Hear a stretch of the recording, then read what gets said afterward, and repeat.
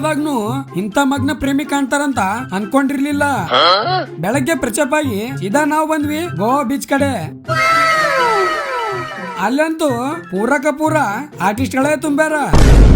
ಹಂಗೆ ಸ್ವಲ್ಪ ಸಸ್ತಾ ಶಾರುಖ್ ಖಾನ್ ಆಗ್ಬಿಟ್ಟೆ.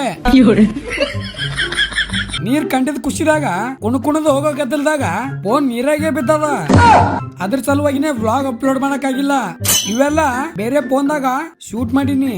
ಗೋವಾಗ್ ಬಂದು ಎಲ್ರು ದಾರು ನಶೆ ಮಾಡಿದ್ರೆ ನಾವು ಎಲ್ಲಿ ಹೋದ್ರು ಸಸ್ತಾ ನಶೆನೆ. ನೈಟ್ ಎಲ್ರು ಶಿಸ್ತು ಕುಂತೀವಿ.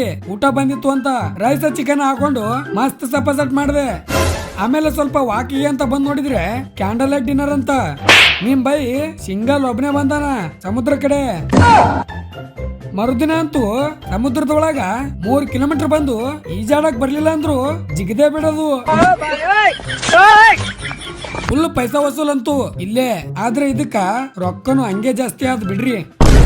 ಇಂಥ ಗೋವಾದಾಗ ನಮ್ ಗೋಡನ್ ಫ್ಯಾಮಿಲಿದವ್ರು ಚಿಕ್ಕ ಮಾತಾಡ್ಸಿದ್ರು, ಬಾಳ ಖುಷಿ ಆಯ್ತು. ಇವತ್ತಿಗಿಷ್ಟೇ. ಇಷ್ಟ ಆದ್ರೆ ಲೈಕ್ ಮಾಡಿ, ಫಾಲೋ ಕೂಡ ಮಾಡಿ. ಮುಂದೆ ಸಿಗಮ್ಮು. ಜೈ ಹಿಂದ್, ಜೈ ಕರ್ನಾಟಕ ಮಾತೆ.